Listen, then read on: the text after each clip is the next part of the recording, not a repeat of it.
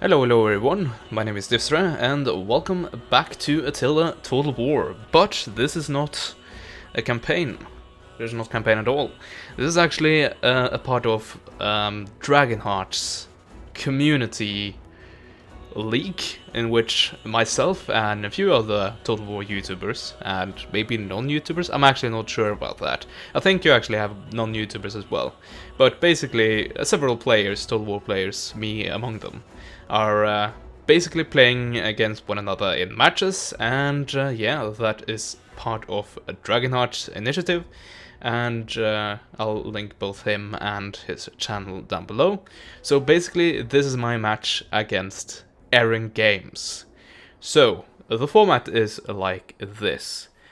Two players meet up, and they play two games, and it's kind of best out of one in both games, and the way I'll explain that is that both sides will have they'll kind of have the home field advantage in like two separate games.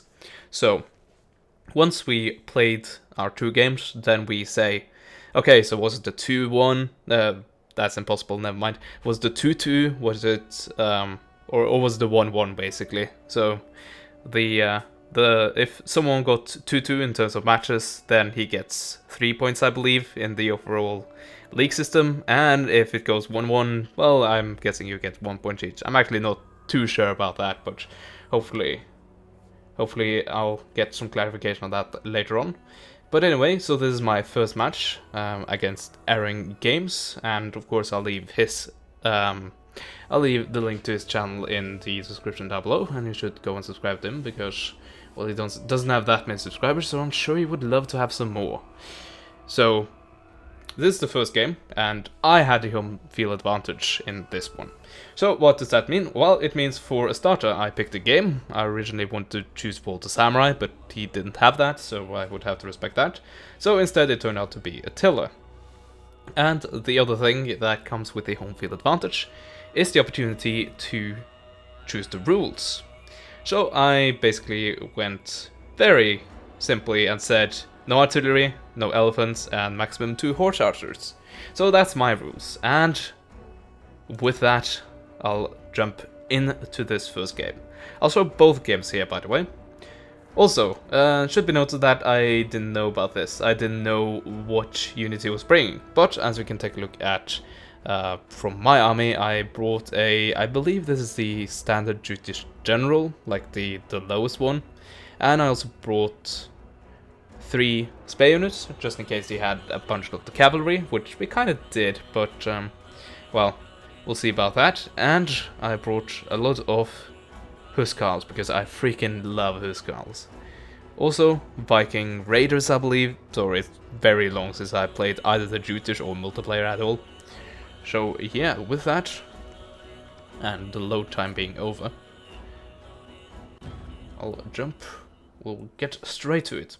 So, this is my basic formation. And what kind of the thought is here is to initially provide a screen in case he charged at me directly with cavalry, because I've seen some people do that.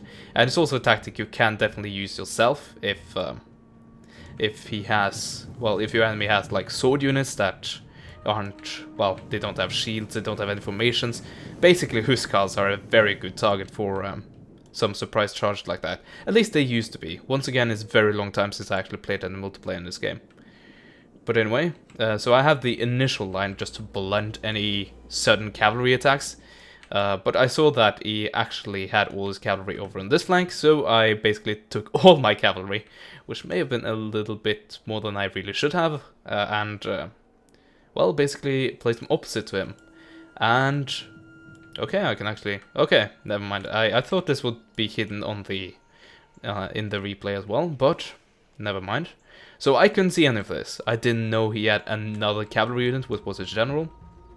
I had no idea about this. Or this either. So he has... oh, some pretty nice units actually. So what I did was place my units up here in the forests, and I was basically not willing to cross this open field, because as you can see, both of these arms are hidden. So I had no idea if he had just a bucket load of skirmishers. And I thought, well, I'm not gonna risk doing that. I'm not gonna risk like going up against a shitload of skirmishers until I have won the field with my cavalry. So that's basically what I wanted to get here in the first place. I wanted to get a situation where I had chased off all his cavalry and could potentially, well, if needed, I could chase down skirmishers. And, well, I guess I had some... He had some skirmishers, but not that many to make a big impact, I would say. So, what I did here was taking this spearman unit shield, the shield of unit Shadow Spearman, and I basically had them go over here, and my intention was to try to have them help out with this cavalry engagement. Because I basically thought, most likely this is also his cavalry. So, I don't need these guys as a shield to the Huskans. And of course, he doesn't know that I have units that are very, very, well, they're very exposed to attacks like that. Cavalry attacks. Same with this guy. I believe he's slightly better off, but not that much. So basically, this is a bit of a stalemate for a little while. So I'm just gonna speed this up and get to the point where actually some stuff starts happening again. So initially, I wanted to have these guys be hidden, but in the end, I said just F it. They actually became unhidden here in this little patch. So they were definitely, he was definitely aware that they were here. So, intention was basically use these guys to threaten the enemy cavalry. And he is going to do something here to try to stop that from happening, and here it comes. Sending forward his crossbowmen. And he also tries to actually get some shots off, but I'm a bit smarter than that. So, he retreats again, and then I go back to my original position. And at this point, it's basically a stalemate, and nothing is happening. So, what I'm thinking is, well, to hell with this. Let's actually go ahead and do something. So, I try to stretch this line by having these guys go out here to the left. And then I say, well, I basically say fuck it, and say, okay, let's attack this. So, what I do is, I want to get these guys engaged. I want them to get, well, I want them to get like bogged down fighting my cavalry, and I'm hoping that I can keep them bogged down for long enough to my Nordic spearmen to get here and be effective. And is it here? Yes, it is. At the same time as I said fuck it with my spearmen and my cavalry, I said fuck it with my infantry. I said, okay, if I'm gonna get him by surprise, it's gonna be now. So I was really dreading the skirmish potential,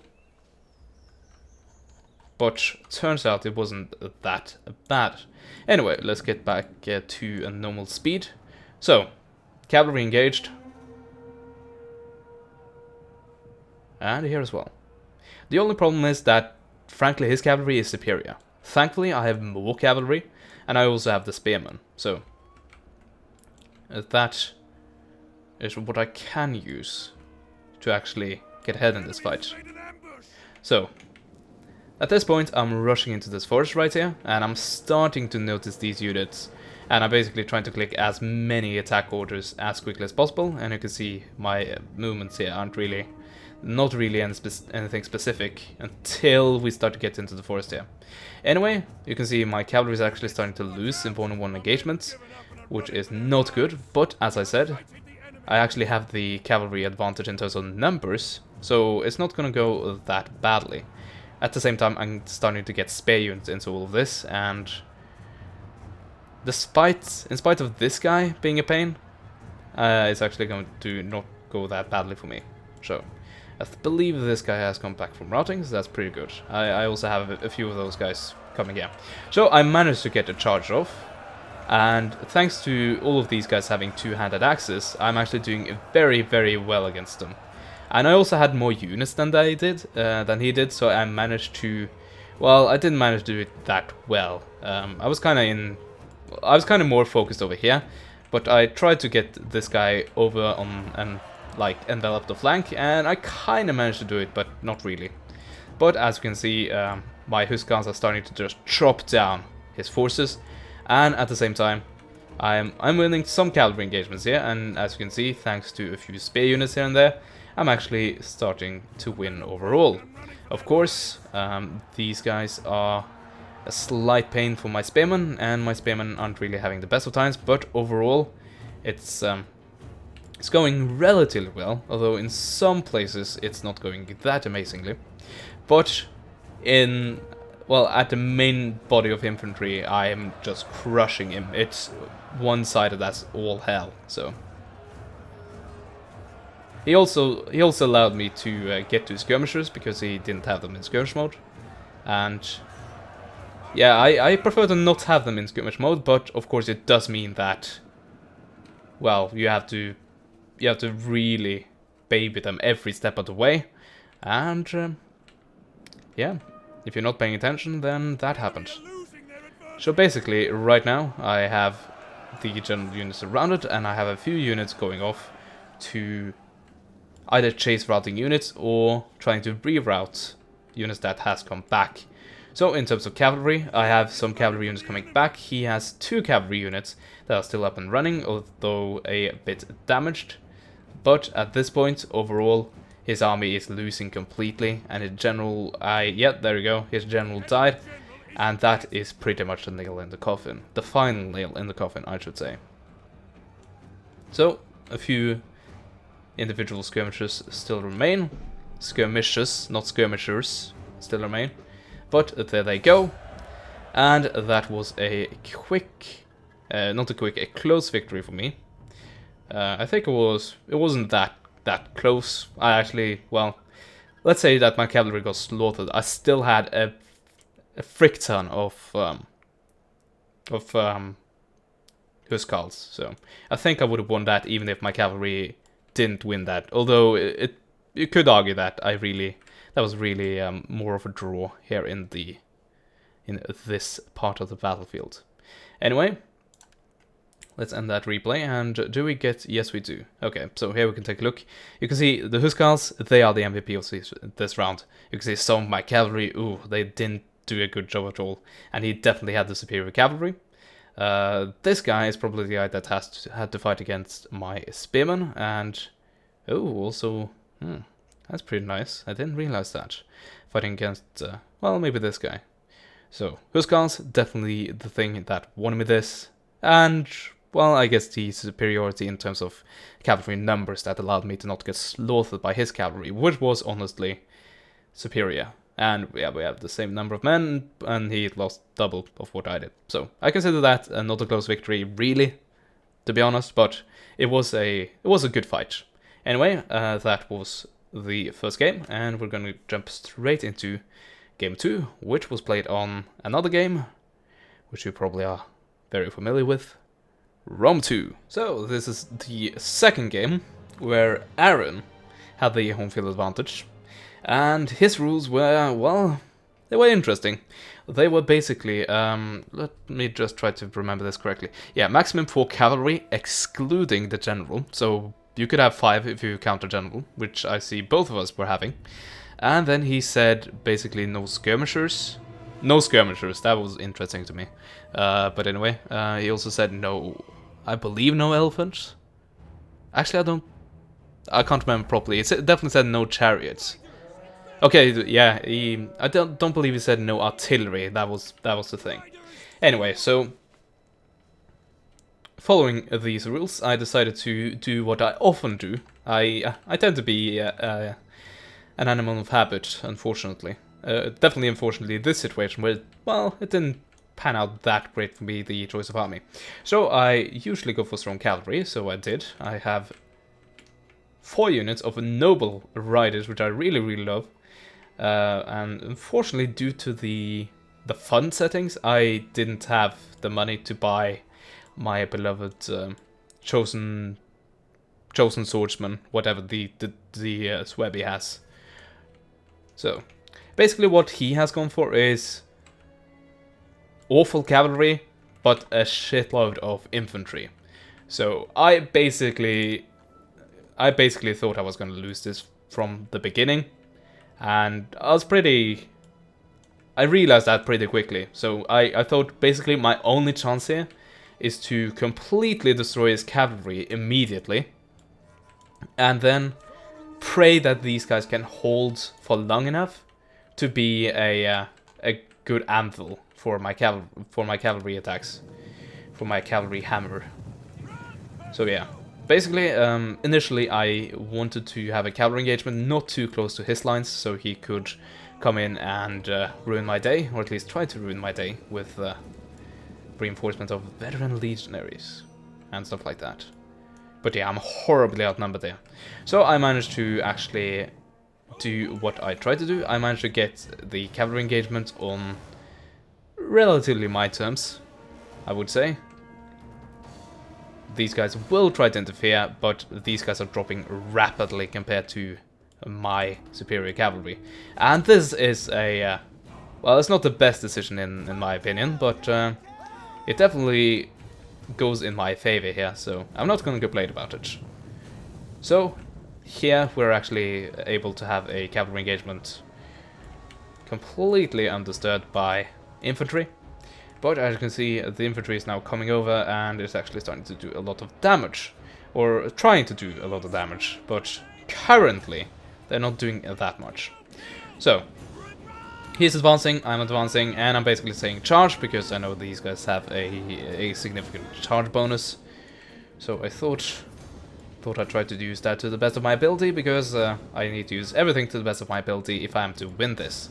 So this cavalry blob is now starting to rout properly, and I'm trying to get away from his principes, and I'm doing that.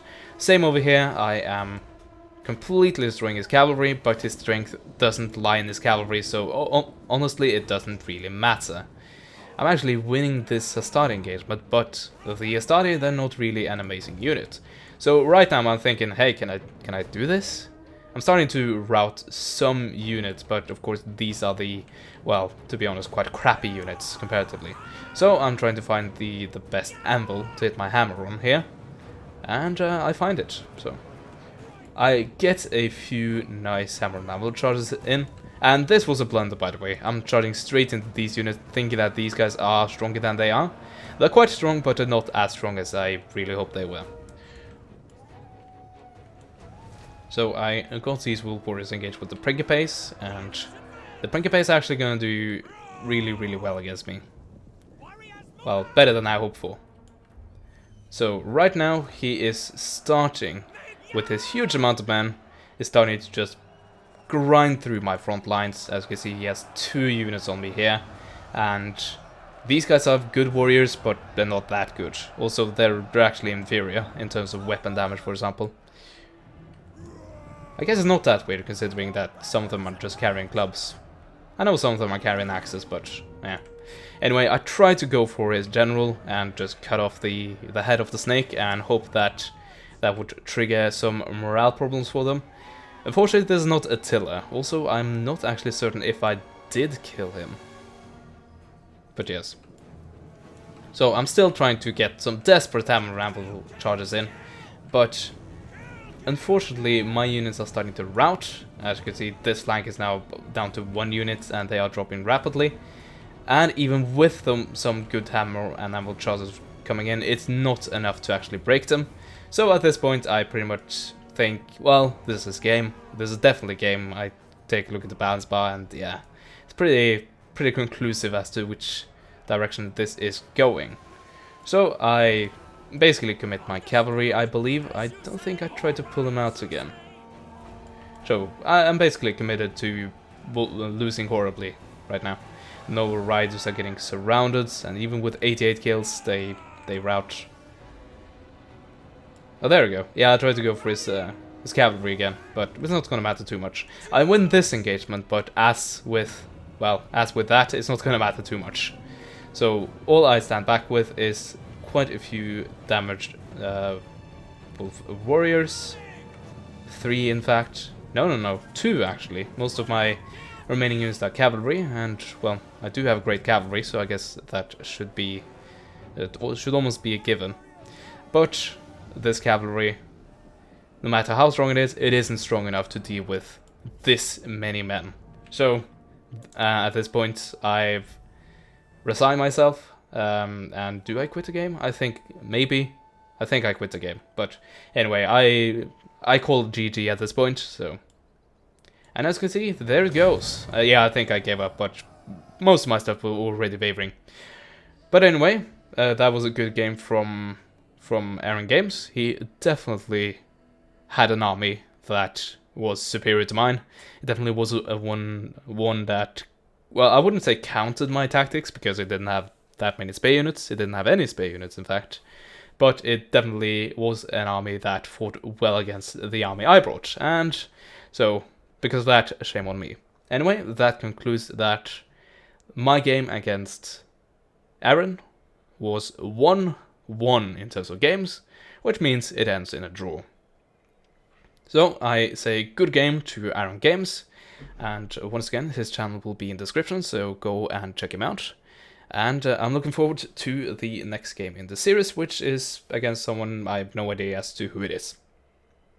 Anyway, I hope you enjoyed some multiplayer stuff. It's been a long time since I actually done something like this, and I hope that you did enjoy it. So, I hope to see you guys in the next video. Thank you so much for now. Goodbye.